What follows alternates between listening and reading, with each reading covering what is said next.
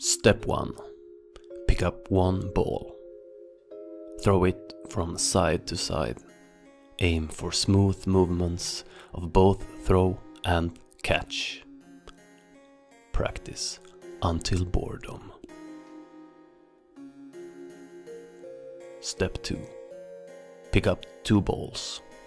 Throw the first one like in previous step. As it starts to fall, throw the second ball in an arch underneath it. Aim for smooth movements. Practice until boredom.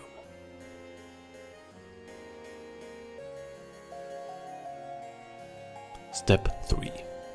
Pick up three balls, two in your strongest hand. Throw one of the balls like in previous steps.